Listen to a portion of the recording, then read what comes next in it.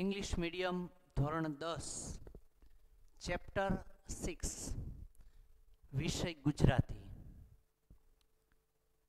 ખૂબ સરસ મજાનો પાઠ, પરંતુ આપણે એની અંદરથી શું શીખવાનું છે એ પણ આપણે વાત કરી લઈએ.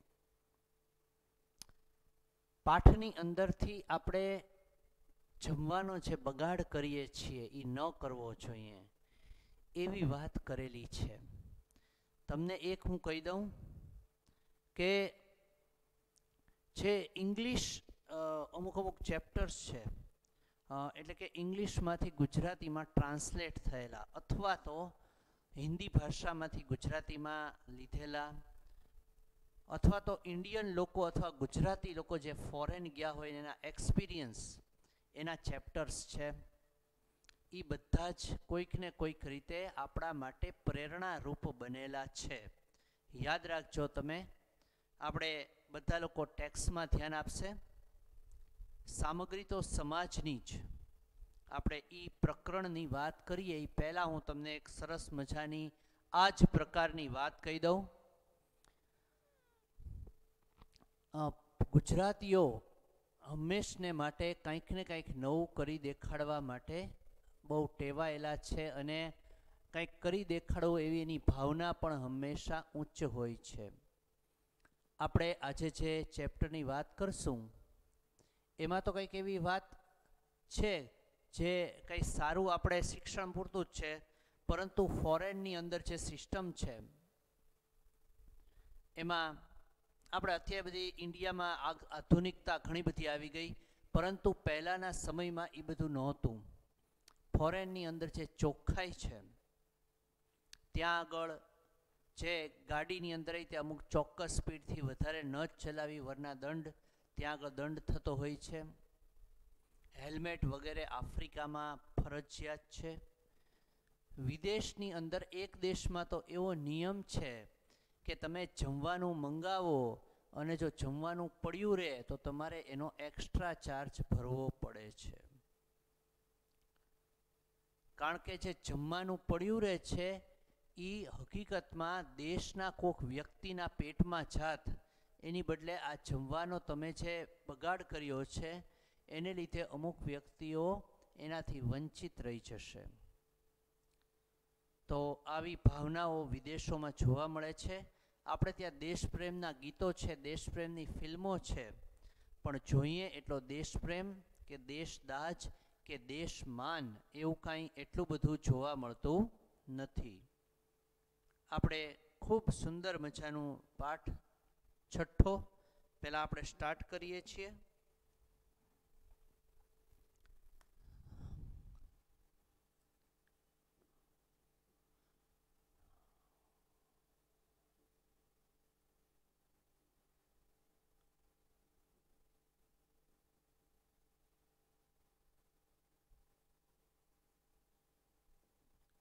તમારે 2-3 વસ્તુઓ આમાં યાદ જ રાખવાની છે. આ વાત હું તમને દર લેક્ચરે કરતો રહીશ. દર લેક્ચરે જેથી તમને ખ્યાલ આવે કે આ વસ્તુ ખૂબ ઇમ્પોર્ટન્ટ છે.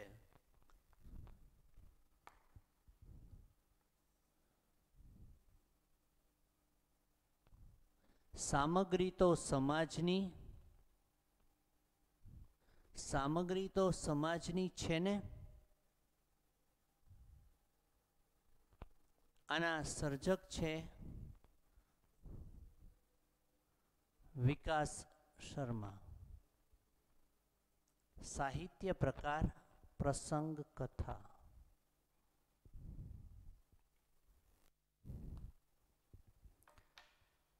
આ વિકાસ શર્મા છે એ ઉદ્યોગ ધંધા સાથે સંકળાયેલા છે. તેઓ અવારનવાર પોતાના અનુભવો વર્ણવતા રહે છે અને એમના જે અંગ્રેજીમાં અમુક સામયિકો છે, મેગેઝિન છે, એમાં એના અનુભવો શેર થતા રહે છે. અહીંયા આગળ વર્ણવાયેલી આખી ઘટના છે એ આંખ ઉઘાડી નાખે તેવી છે. પૈસા આપીને કે વસ્તુ ખરીદી હોય તો પણ એનો બગાડવાનો કોઈને અધિકાર હોતો નથી. આ વાત આ પ્રકરણમાં ખૂબ સારી રીતે લેખકે કરી છે. કારણ કે જે સામગ્રી છે એ સમાજની છે.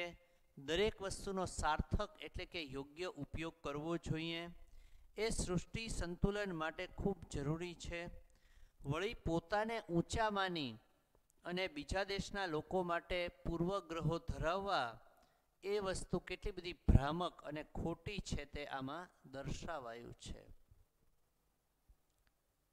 સૌ પ્રથમ બોર્ડ ઉપર આ લખ્યું છે. આ 3 મુદ્દાઓ બધા ખાસ નોંધી લો.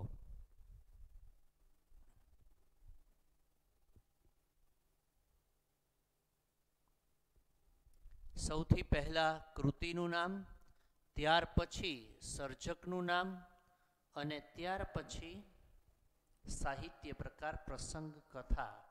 આ તમને પરીક્ષામાં પૂછી શકાય છે. અલગથી એક એક વાક્યમાં પણ પહેલાં આવતું, પરંતુ જોડોમાં ખાસ આવે છે એટલા માટે. દરેક સ્કૂલને થોડા વર્ષો પહેલાં એક લેટર મળેલો.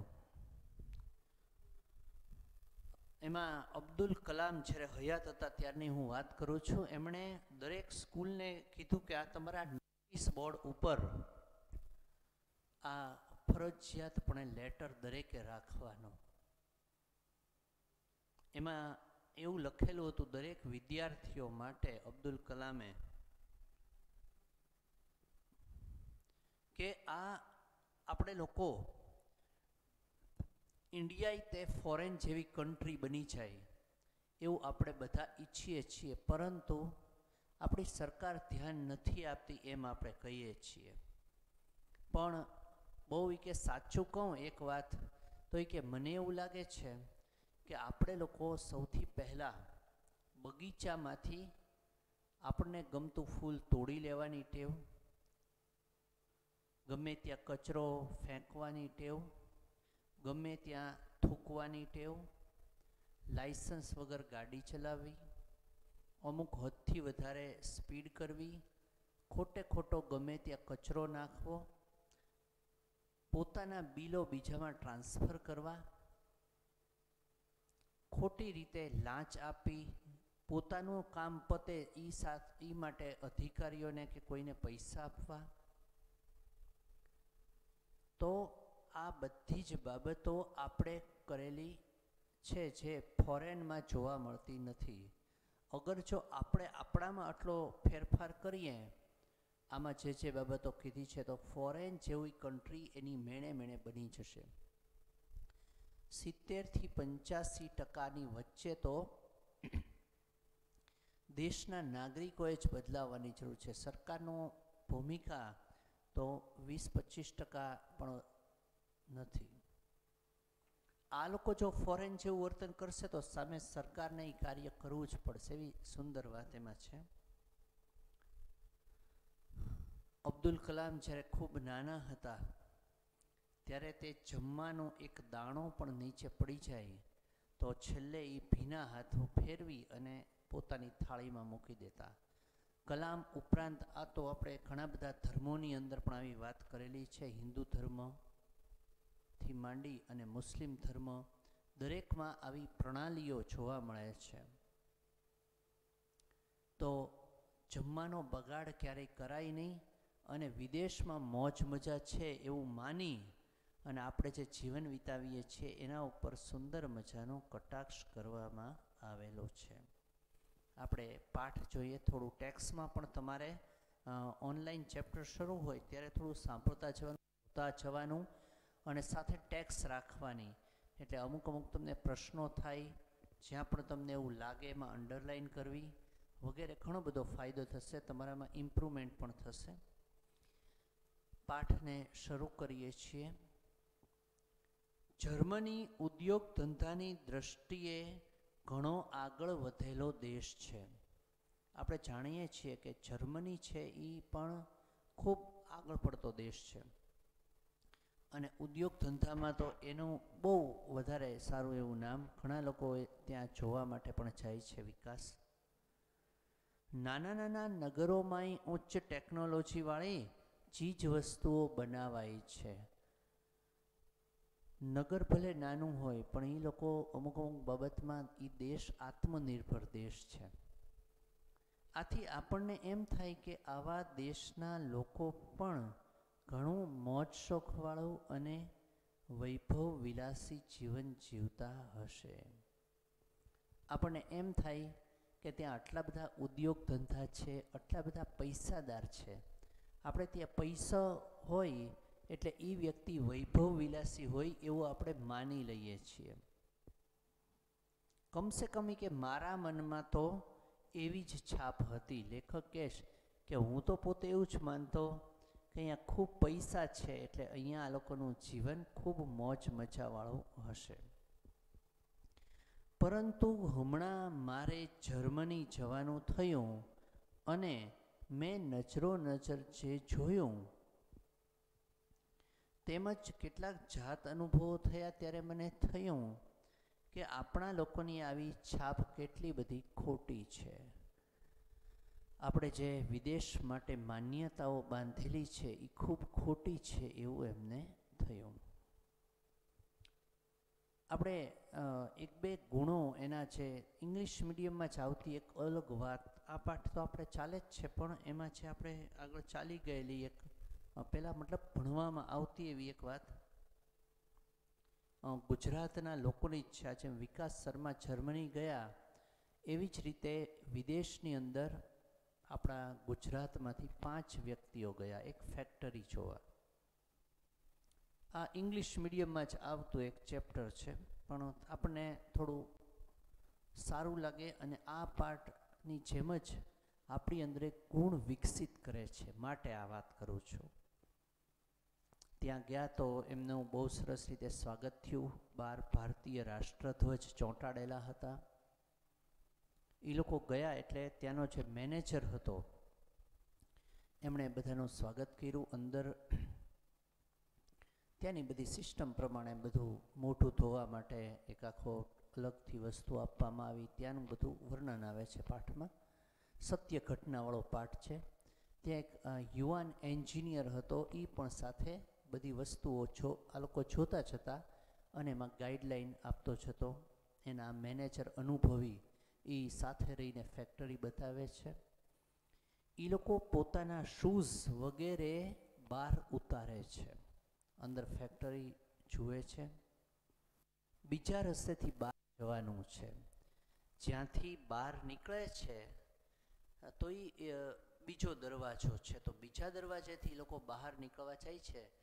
ત્યાંના શૂઝ ત્યાં પડ્યા છે એટલે એ પહેરીને આગળ જાય છે. પાછા બીજો એવો જ રૂમ, વળી પાછો ત્રીજામાં, પછી ચોથામાં. જ્યારે એ લોકો એક બાજુએ બૂટ ચપ્પલ એમણે જે પહેર્યા છે પગમાં એ ઉતારેલા હોય તો બીજી સાઈડથી નીકળે તો ત્યાં હોય છે. એટલે આપણામાંથી એક વ્યક્તિએ પૂછ્યું એના મેનેજરને કે અમે લોકો અમારા પગના પગરખા છે અમારા, એ તો અમે એક જગ્યાએ ઉતારીએ છીએ તો એ ઉતારીને કોણ છે જે બીજી જગ્યાએ મૂકતો આવે છે? અમને થોડો સંકોચ થાય કે અમારા કોઈને બૂટ વગેરે ઉપાડવા પડે એવું હોય તો અમે હાથમાં લઈ લઈએ, તો આ કાર્ય કોણ કરે છે? ત્યારે મેનેજરે કીધું કે તમારી સાથે આ એન્જિનિયર, જે યુવાન એન્જિનિયર હતો હમણાં, એ જ આ તમે જ્યારે ફેક્ટરીને બધા મશીનો જોતા હો છો ત્યારે એ વ્યક્તિ તમારા બૂટ વગેરે ઉપાડી અને બીજી બાજુએ મૂકતો આવે છે. તો આણે કીધું કે આ એન્જિનિયર કક્ષાનો વ્યક્તિ આવું કામ કરે એ તો અમારા માટે બહુ શરમજનક કહેવાય. એવું હોય તો અમે અમારી બેગમાં એ નાખી દઈએ સાથે, એને આવું કામ નથી અમારે કરાવવું, આ યોગ્ય નથી. તો મેનેજરે કીધું કે નહીં, એમના પિતાજીએ આવો આદેશ આપ્યો છે. એ છોકરાના પિતાજીએ આદેશ આપ્યો છે કે એને આ કામ પણ કરાવવું.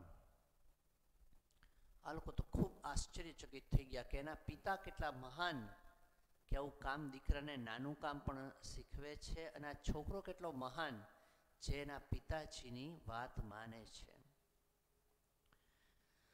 આપણા ગુજરાતીઓએ એમને પૂછ્યું કે એમના પિતાજી કોણ છે, અને જ્યારે નામ દીધું ત્યારે ખૂબ જ આશ્ચર્ય બધાને થયો, કારણ કે એ જેનું નામ દીધું એ હતા આખી કંપનીના માલિક, અને આ એનો જ ભવિષ્યનો એનો કંપનીનો માલિક હતો, જે આ લોકોના બૂટ વગેરે ઉપાડતો. એના મેનેજરે કીધું કે અમારા માલિક છે એ એવું ઈચ્છે છે કે એનો દીકરો નાનામાં નાની વાતમાં પણ ટ્રેન થઈ જાય, એને દરેક કામ આવડે, દરેક કામથી માહિતગાર થાય. એટલે અત્યારે ટ્રેનિંગ પીરિયડમાં છે, તો એને અમે બધા નાના કામ પણ સોંપતા જઈએ છીએ. આપણા અહીં અમુક ફેમિલી છે એ બહુ મોટા મોલના માલિક છે, પણ એ કચરો વાળવા વગેરેથી માંડી અને વહેલા આવી જાય છે કે કોઈ બીજાને આપણે સોંપવું એની કરતાં કચરો વાળવો હોય, ઝૂંપટ ઝાપટ. અમેરિકામાં કે એમનો પોતાનો મોલ છે, તો એ ત્રણેય ભાઈઓ છે એ વહેલા આવીને કાર્ય કરે છે. નાનામાં નાના કામથી શરૂઆત કરવી, વડીલોને માન આપવું, કોઈ કામનો બગાડ કરવો નહીં, કોઈ પણ વસ્તુનો કે કામનો મતલબ સમયનો બગાડ કરવો નહીં. આ બધા વિદેશમાંથી શીખવા માટેના ગુણો આપણામાં હોવા જોઈએ. પાઠને આપણે આગળ જોઈએ. આ તો બધી વાતો હું એ માટે કહું છું કે થોડું એક તો આ ચેપ્ટરને જેવી જ કોઈ બીજી વાતો હોય, બીજું કે એનેથી આપણને બહુ બધું શીખવા મળતું હોય છે. આપણી અંદર અમુક ગુણો વિકસિત થાય એ માટે જ દરેક પ્રકરણ મૂકવામાં આવેલું હોય છે. હું હેમ્બર્ગ પહોંચ્યો. લેખક વિકાસ શર્મા હેમ્બર્ગ પહોંચ્યા. ત્યાં હેમ્બર્ગમાં કામ કરતા મારા મિત્રોએ મારા માટે એક ખાસ પાર્ટી યોજી હતી, ત્યાંના એક રેસ્ટોરન્ટની અંદર. બધા ત્યાં એના મિત્રો હતા, એણે એક સરસ પાર્ટીનું આયોજન કર્યું હતું. અમે લોકો તે રેસ્ટોરન્ટમાં પ્રવેશ્યા, એટલે કે બધા ગયા. ત્યારે મેં જોયું કે આ રેસ્ટોરન્ટમાં ઘણા બધા ટેબલ ખાલી હતા. આપણે ત્યાં બહુ ભીડ હોય અને બહુ લોકો લાઈનમાં ઊભા હોય, વેઇટિંગમાં હોય, એને આપણે બહુ સારી રેસ્ટોરન્ટ માનતા હોઈએ છીએ. એક ટેબલ પર એક યુવાન દંપતી એટલે પતિ અને પત્ની, પોતાનું ભોજન લઈ રહ્યું હતું. ટેબલ ઉપર માત્ર 2 જ ડીશ હતી. મને થોડું આશ્ચર્ય થયું. અચ્છા, યુવાન દંપતી, ન્યૂ કપલ, પહેલી જ વખત કે આમ બહુ ઓછું જમવા નીકળ્યા હોય તો કેટલી બધી વેરાયટીઓ એના માટે એણે ખડકી દીધી હોય. આવું સાદું ખાણું છોકરો થોડો કંજૂસ લાગે છે. આપણને લોકોને એમ થાય કે ઓછું મગાવ્યું અને કાંઈ પડ્યું ન રાખવું એટલે આ વ્યક્તિ નક્કી કંજૂસ છે. આપણે ત્યાં તો જુવાનડો છોકરીઓને લઈ અને રેસ્ટોરાંમાં જાય તો જાત જાતની વાનગીઓથી તેને આંજી નાખે. આપણે ત્યાં તો આવી રીતે ગયા હોય તો કેટલો બધો ઓર્ડર આપી દે અને એટલું બધું ઝાઝું પહેલેથી જ મંગાવી લે, પછી કંઈ પોતે ખાઈ શકે કે નહીં એની બહુ ચિંતા હોય નહીં. ઘણા સ્ટાર્ટર જ તે જમવા જેટલું લઈ લે, ત્યાર પછી થોડું ચાલે એટલે થોડી ભૂખ લાગી જાય અને પછી જમ્યા ઉપર પાછો થોડો વિરામ લઈ લે અને પછી થોડા કપ આઈસ્ક્રીમ ખાઈ લે અને પછી પાછા કે આજે એકેય વસ્તુમાં બહુ મજા ન આવી. બીજા એક ટેબલ ઉપર કેટલીક વૃદ્ધ સ્ત્રીઓ હતી. વેઇટર આવે એટલે દરેકની ડીશમાં એ પોતાના વાસણમાંથી ખાવાનું પીરસી જાય. દરેક જણ બધું ખાઈ જાય, ડીશમાં એક દાણોય છાંડે નહીં.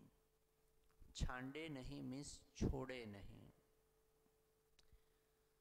વૃદ્ધ સ્ત્રીઓ થોડી જમવા માટે આવી હતી અને તે એક દાણોય છાંડતી નહોતી, એટલે કોઈ પણ વસ્તુ પડી રાખતી નહોતી. જોકે અમે એમના તરફ ઝાઝું ધ્યાન ન આપ્યું. નહીંતર આપણા લોકોની એક ટેવ હોય કે જમતા હોય અને રેસ્ટોરન્ટમાં ઓર્ડર આપ્યો હોય એટલે ઘણા તીરછી નજરે આમ જોઈ લે કે બાજુવાળાએ શું મંગાવ્યું છે, એનો કેટલો રેટ હશે ને એમાં શું નવી વેરાયટી છે. આપણે ખાસ આ એક આખી સાયકોલોજી છે કે હંમેશા આપણી કરતાં બાજુમાં જે મંગાવ્યું છે એ શું મંગાવ્યું છે એ જોવાની આતુરતા દરેકને હોય જ. કેમ કે અમારા ખાવામાં જ અમે પડ્યા હતા. આ તો ફોરેન ગયેલા એટલે પોતે થોડું જોઈ લીધું કે આ લોકો કાંઈ પડ્યું રાખતા નથી, પરંતુ આ લોકો પોતે પણ પોતાના ખાવામાં પડ્યા હતા. આ લોકોને થોડી ભૂખ પણ વધારે લાગી હતી અને ખાસ એટલે જ અમારા મિત્રોએ ઝાઝું બધું ખાવાનું મંગાવી લીધેલું. રેસ્ટોરાંમાં ગીર્દી નહીં હોવાથી ખાણું ઝટ આવ્યું. એટલી બધી કાંઈ ત્યાં ગીર્દી નહોતી.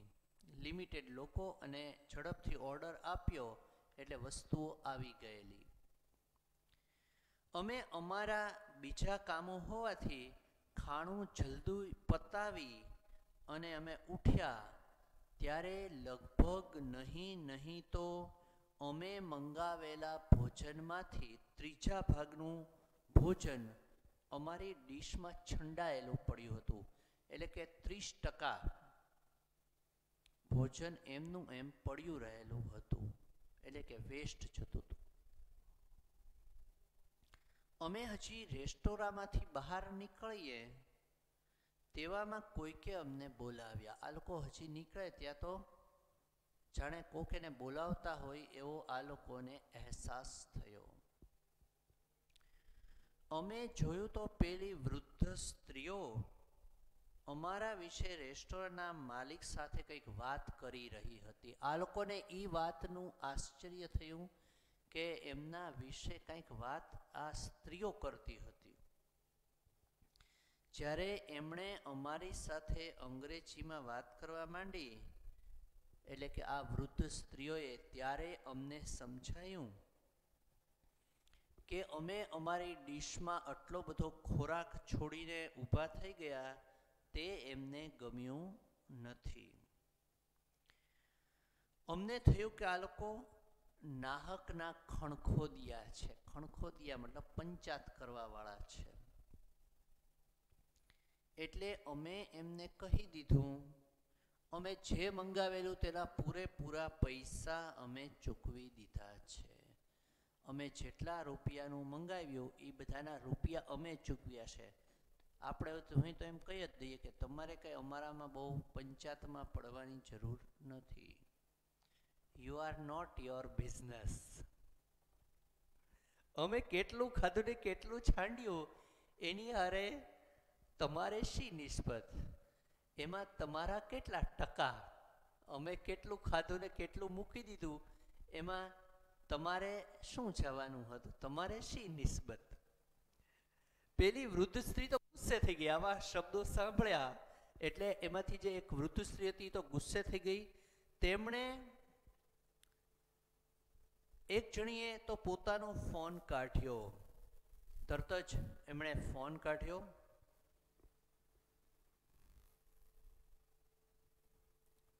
અને ફોનની અંદર ત્યાંનો જે સિક્યુરિટી ઓફિસર હતો એ ફોન લગાડ્યો અને ફોન લગાડી અને તરત જ સિક્યુરિટી ઓફિસરને બોલાવી લીધા. આપણી વાત નથી, બેનની જ વાત હતી. તમે પાછા ફોનમાં બહુ ધ્યાન ન આપો, બુકમાં ધ્યાન આપો. પેલી વૃદ્ધ તો ગુસ્સે થઈ ગઈ, ફોન કાઢ્યો અને કોઈકની સાથે વાત કરી. થોડી વારમાં તો સોશિયલ સિક્યુરિટીનો યુનિફોર્મ પહેરેલો એક જણ ત્યાં આવી પહોંચ્યો. હજી તો થોડી જ મિનિટો થઈ ત્યાં પોલીસો સમયસર પહોંચી જાય અથવા ટાઈમ કરતાં ઘણીવાર વહેલી જ ઊભી હોય. આપણે ત્યાં પણ એવું જ છે. જે બધું બન્યું તે જાણીને તેણે તો અમને 50 યુરોનો દંડ કર્યો. આ લોકોએ જે જમવાનું એમનું પડ્યું રાખ્યું હતું એને કારણે ત્યાંના સિક્યુરિટી ઓફિસરે 50 યુરોનો દંડ કર્યો. અહીંયા આગળ પ્રશ્ન છે, ખોરાક છાંડનાર માટે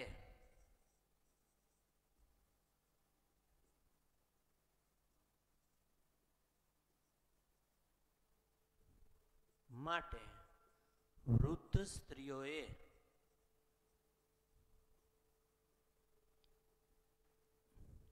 શું કર્યું? ટૂંકો પ્રશ્ન છે. આપણા મટીરિયલમાં પણ આનો આન્સર છે પણ થોડો ચેન્જ કરેલો હોય પ્રશ્ન. આપણે એ જોઈ લેવાનો મોટો પ્રશ્ન છે. માટે અમે શાંત રહ્યા. પોલીસ કે સિક્યુરિટી ઓફિસર છે ફોરેનની અંદર, ત્યાં આપણે ચૂપ જ રહેવાનું હોય કે દંડ ભરી દેવાનો, કારણ કે એ લોકો એની રીતે નિષ્ઠાવાન હોય છે અને બહુ જ પોતાના કાર્ય પ્રત્યે અને દેશ માટે એમને એક જાતની લગની લાગેલી હોય છે. સ્થાનિક મિત્રોએ 50 યુરોનો દંડ ચૂકવી દઈ એની પાસે ફરી પોતાની દિલગીરી વ્યક્ત કરી. ત્યાંના લોકોએ બહુ જ માફી માગી, દિલગીરી એટલે ગિલ્ટી ફીલ કરી, અને 50 યુરો, જેવી રીતે ડોલર હોય, રૂપિયા હોય, એમ જર્મનીમાં જે ચાલે એને યુરો કહેવાય છે. તો આવા દંડ પણ ચૂકવી દીધો. પેલા ઓફિસરે અમારી સાથે કડક અવાજમાં મક્કમતાથી અમને કહ્યું, ઇંગ્લિશમાં કીધું હતું, આપણે ગુજરાતીમાં અનુવાદ કરેલો છે એટલે આપણે ગુજરાતીમાં જ આમાં આપ્યું છે. તમારે જે જોઈતું હોય તેટલું જ, અને તમે ખાઈ શકતા હો તેટલું જ મંગાવો. અરે પૈસા તમારા છે, પણ સાધન સામગ્રી સમાજની છે, સમજ્યા? દુનિયામાં હજી એવા ઘણા લોકો છે જે આ બધી સામગ્રી અને સાધનના તીવ્ર અભાવથી પીડાય છે. માટે આ સાધન સામગ્રીનો જરા કંઈ બગાડ કરવાનો તમને કોઈના અધિકાર નથી, સમજ્યા? હવે સમજીએ આપણે એ શું કહેતા હતા. ઓફિસર એકદમ કડક અવાજમાં આવ્યો.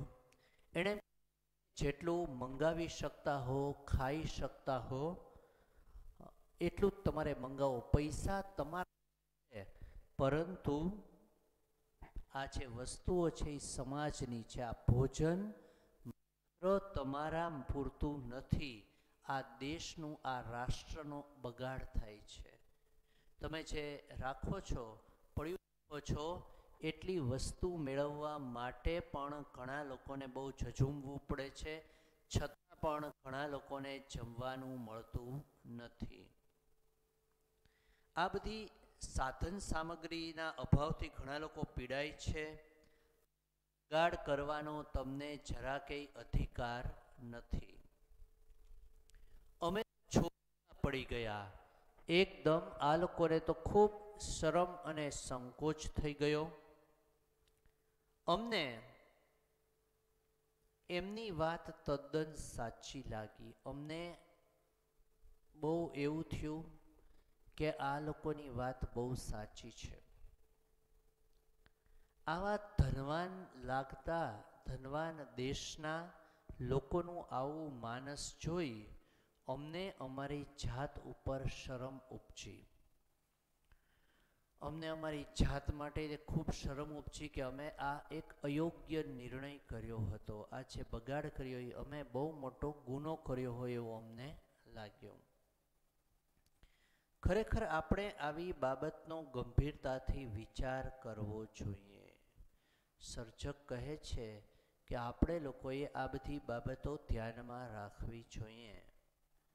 આપણે તો ધનવાન નહીં એવા દેશના નાગરિકો છીએ. આપણો દેશ કોઈ રીતે ધનવાન ન કહી શકાય. આપણે તો આવી રીતના અભાવથી પીડાતા લોકોને નજરો નજર જોઈએ છીએ, છતાં આપણી આંખ ઉઘડતી નથી. આપણે આવા લોકોને જોઈએ છીએ, છતાંય તે આપણા કોઈની કાંઈ આંખ ઉઘડતી હોય એવું લાગતું નથી. ખોરાકની ચીજવસ્તુઓનો પણ આપણે કેટલો બેફામ બગાડ કરીએ છીએ. આપણે લોકો કેટલો બધો બગાડ અત્યારે કરીએ છીએ જેની કોઈ સીમા જ છે નહીં. આ ઘટનાએ અમને બરોબર પાઠ ભણાવ્યો. અમને અમારી ખોટી આદતો સુધારવાનો બોધપાઠ આપ્યો. અમારામાં જે ખરાબ આદતો હતી એ સુધારવાનો અમને એક ચાન્સ આપવામાં આવ્યો. અમને દંડ ભર્યાની જે ટિકિટ મળી તેની ફોટોસ્ટેટ નકલ કરી અમે દરેકે યાદગીરી રૂપે અમારી પાસે લઈ લીધી.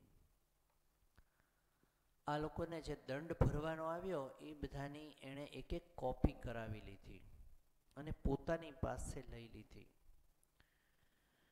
અમે એ અમારા ઓરડાની દિવાલ ઉપર ચોંટાડીને રાખી છે, એ અહેસાસ કરાવવા કે હવે પછી ક્યારેય પણ આવી ભૂલ થવી જોઈએ નહીં.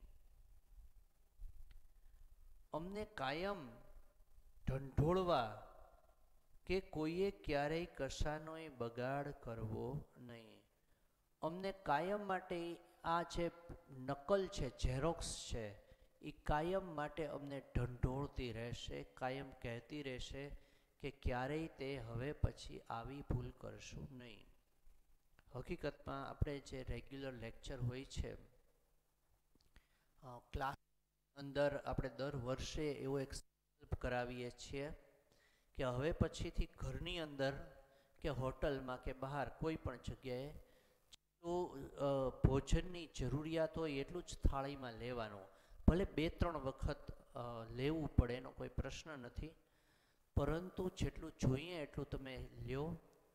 તમને ખ્યાલ આવી જશે કે ભાઈ હું 3 રોટલી 4 કે 5 રોટલી ખાઉં છું, એટલું શાક. પછી એ વસ્તુ જે હોય એ પડી ન રહે એ ખાસ જુઓ.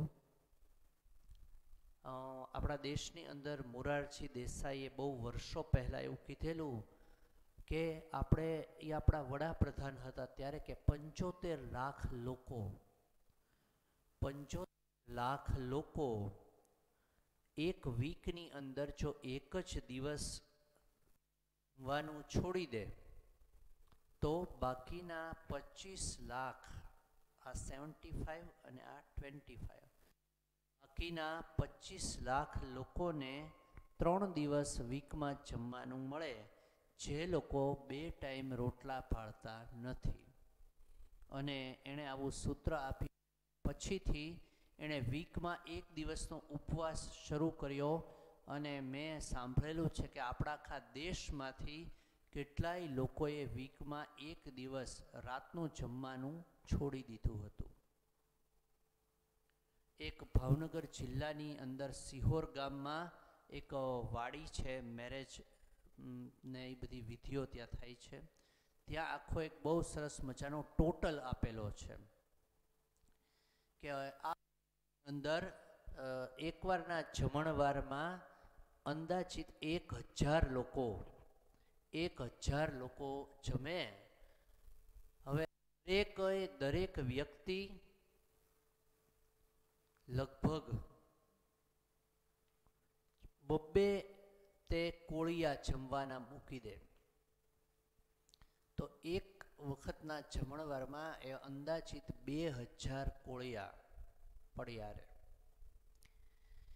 એવી રીતે ક્યાંક ને ક્યાંક આવો જમણવાર ચાલતો જ હોય છે. આવી રીતે 1 વર્ષ સુધી દરરોજનું આવું ખાલી 2 કોળિયા કે 4 કોળિયા જ પડ્યા રહે તો આપણી એટલી ક્ષમતા છે કે 1 મહિના સુધી 15,000 લોકોને આપણે મફત જમાડી શકીએ.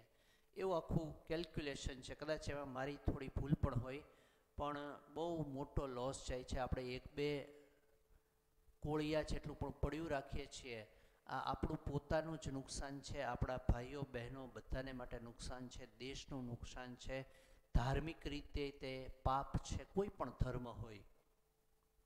પણ આપણે સમાજ સેવા હંમેશા આપણા ઘરથી શરૂ કરવી જોઈએ.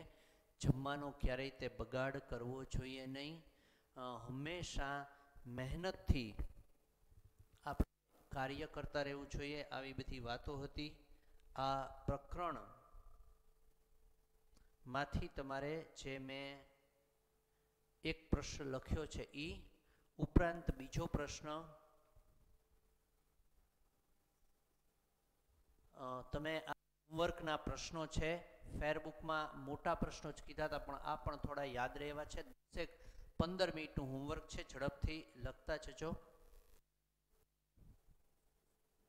સિક્યોરિટી ઓફિસરે શું સમજાવ્યું?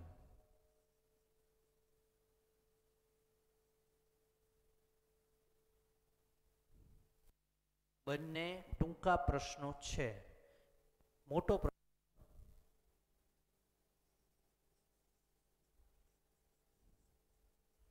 ભૂલ કરનારા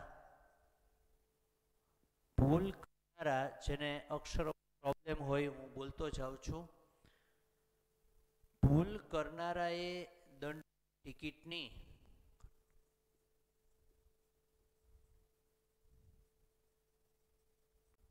ફોટોસ્ટેટ નકલ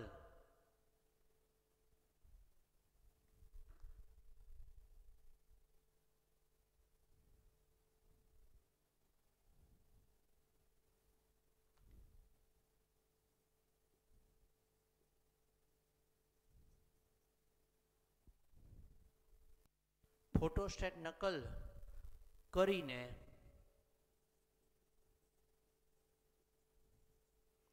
ઘરની દિવાલ પર કેમ રાખી?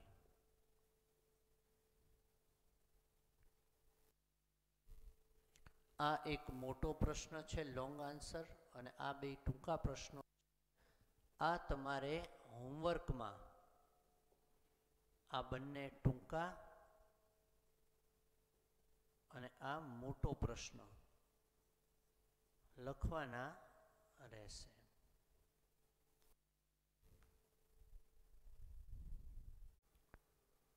આપણે આગળના એક કાવ્યની વાત કરીએ છીએ. ઇંગ્લિશ મીડિયમની અંદર ધોરણ 10માં કાવ્ય છે જીવમાં જીવ આવ્યો. જીવમાં જીવ આવ્યો નામનું કાવ્ય એક સાહિત્ય પ્રકાર સોનેટ છે. સોનેટ હકીકતમાં ભારત દેશમાંથી નહીં પરંતુ વિદેશમાંથી આવેલો એક સાહિત્ય પ્રકાર છે. પહેલાં આપણે લોકો એ વાત સમજી લઈએ કે સોનેટ કોને કહેવાય. સોનેટ જે ગુજરાતીના ન હોય પરંતુ ઇંગ્લિશ શબ્દો હોય એ જ્યારે ગુજરાતીમાં લખાય ત્યારે અને લાંબુ પહોળું ઉચ્ચારણ આવે ત્યારે એમાં ઊંધી માત્રા આવે. તો સોનેટ એટલે 14 પંક્તિ હોય, જેમાં 14 લાઈન 14 પંક્તિ હોય તેને સોનેટ કહેવાય છે. આ સોનેટના 3 અલગ અલગ પ્રકાર છે. આ 14 પંક્તિ કઈ રીતે હોય? 8+6. 8+6 એટલે કઈ રીતે કે એક રેવા તટે મધ્યાહ્ન સંધ્યા. રેવા તટે મધ્યાહ્ન સંધ્યા, નદીના કિનારે મધ્યાહ્ન એટલે બપોર અને સંધ્યા એટલે સાંજની પહેલા, પછી અને પહેલા, એ બે સમયનું વર્ણન સાથે છે. તો પેલી 6 લાઈન છે એમાં બપોરનું, 6 લાઈનમાં સંધ્યાનું વર્ણન આવે, સાંજે 7 આજુબાજુનો સમય. એમાં શું ફેરફાર છે? એમાં પણ છેલ્લી 2 લાઈનમાં ભાવ પરિવર્તન આવે, લખાય ચોટદાર હોય. બીજા એક પ્રકારમાં આવે છે 8+6 એટલે 14, બીજા એકમાં 4+4+4+2, એવી રીતે 14 લાઈન. અને ત્રીજો જે પ્રકાર છે એ છે અનિયમિત.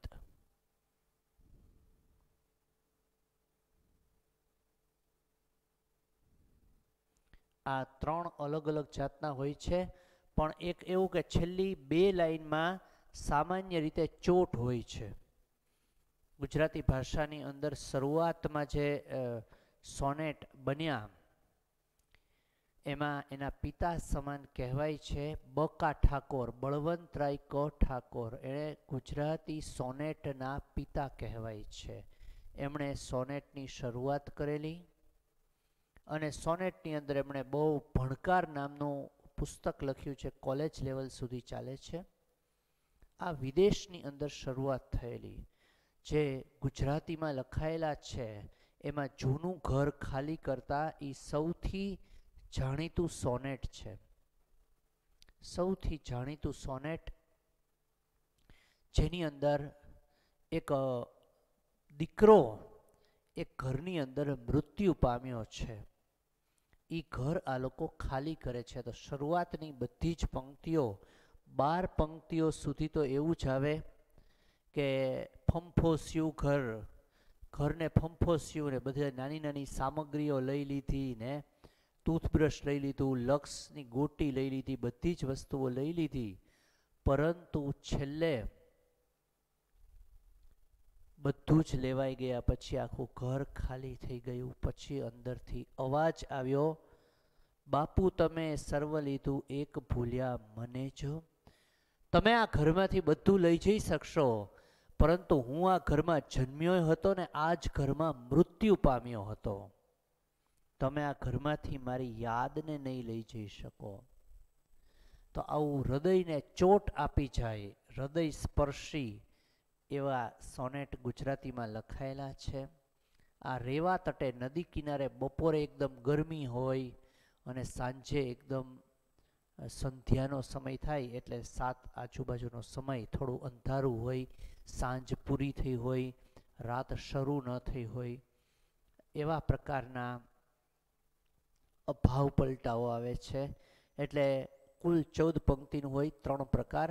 ફોરેનમાં છે અલગ અલગ કવિઓએ એને બહુ ખેડાણ કર્યું. ત્રણેયના નામ આ રીતે હતા. પેટ્રાર્કે લખ્યું પેટ્રાર્ક શાહી સોનેટ, શેક્સપિયરે લખ્યું શેક્સપિયરિયન શાહી સોનેટ અને મિલ્ટને લખ્યું તે મિલ્ટન શાહી સોનેટ. આવા 3 પ્રકારો છે. ભારત દેશની અંદર આ પ્રકાર આવ્યા પછી ગુજરાતી સાહિત્યમાં હરિકૃષ્ણ પાઠક નામના વ્યક્તિએ જે કૃતિ લખી છે એ આપણે આજે ભણવાની છે. તમને એની જનરલ વાત પહેલાં બધી જ સામાન્ય એની માહિતી આપી દઉં. આ કાવ્ય છે 7મું, કાવ્ય 7, ધોરણ 10. આ બધું આપણે વારંવાર એ માટે કહીએ છીએ કે ટેક્સ્ટની અંદર તમે એટલી વારમાં બધું થોડું જોઈ લ્યો, પેજ કાઢો વગેરે બાબતો થતી જાય. જીવમાં જીવ આવ્યો.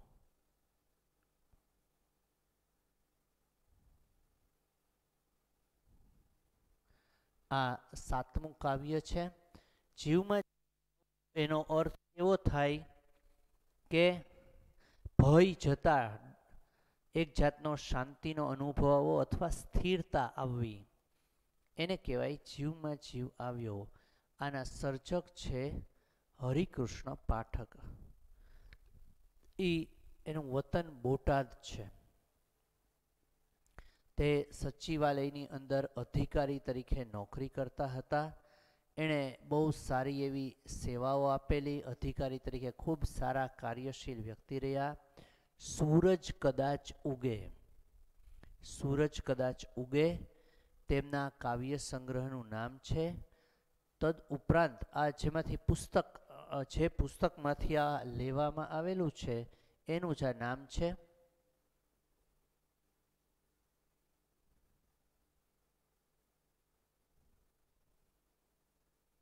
સાહિત્ય પ્રકાર અને સૂરજ કદાચ ઉગે એ પુસ્તકનું નામ.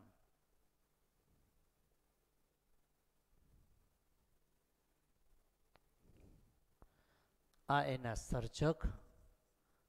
તમારે જોડકા જોડો નામના મુદ્દાની અંદર આ બધું જ ઇમ્પોર્ટન્ટ રીતે આવે છે અને તમારી ટેક્સ્ટબુકમાં જેટલી કૃતિ છે એમાંથી 70% આમાંથી પ્રશ્નો આવે જ, તે એ યાદ રાખજો.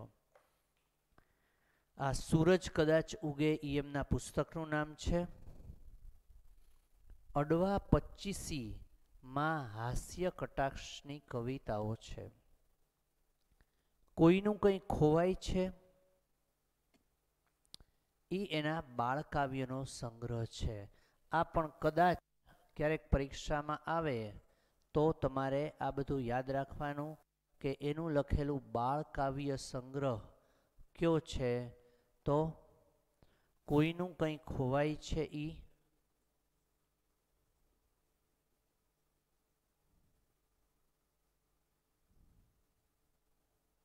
આ એનો બાળકાવ્યનો સંગ્રહ છે. અડવા 25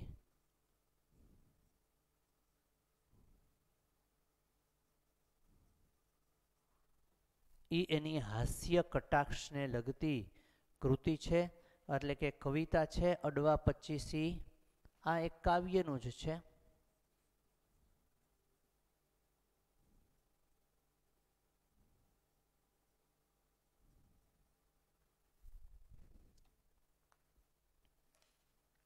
એમણે ગુલાબી આરસની લગ્ગી નામની કિશોર કથા અને મોર બંગલો તેમનો વાર્તા સંગ્રહ છે.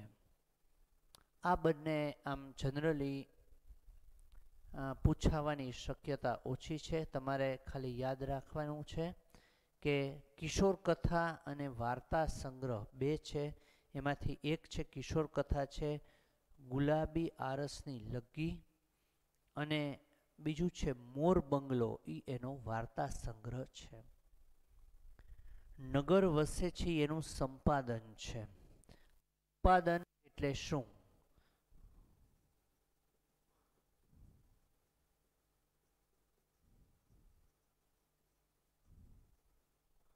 નગર વસે છે એનો અર્થ ઈ જે સંપાદનનો એવો અર્થ થાય છે કે કોઈની સારી સારી કૃતિઓ સિલેક્ટેડ પસંદ કરી અને આપણે કોઈ બીજાની કૃતિઓ પસંદ કરીએ, અથવા અનેક એક સરખા સાહિત્ય શ્રેષ્ઠ કવિતાઓ, શ્રેષ્ઠ વાર્તાઓ, અથવા તો કોઈ કવિની પસંદગીની કૃતિઓ ભેગી કરી અને બહાર પાડીએ, એને સંપાદન એવો શબ્દ વપરાય છે. તો આ પ્રકારની એમની રચનાઓ અલગ અલગ છે. મોર બંગલો, ગુલાબી આરસની લગ્ગી, નગર વસે છે, કોઈનું કંઈ ખોવાય છે, સૂરજ કદાચ ઉગે, અને અડવા પચીસી, આ બધા એમના અલગ અલગ પુસ્તકોના નામ. એમનો જન્મ 5/8/1938, જન્મ કઈ સાલમાં થયો એ બોર્ડની પરીક્ષામાં પૂછાતું નથી, એટલે એના માટે ખોટી મહેનત ન કરવી. આપણે કાવ્યની વાત આગળ પણ કરતા રહેશું. જીવમાં જીવ આવ્યો. અત્યારે જે આપણે કાવ્યની વાત ખાલી સામાન્ય પરિચય આપ્યો, પછી પાછો આવતા લેક્ચરની અંદર આ કાવ્યની વિશેષ વાત કરશું. Okay friends.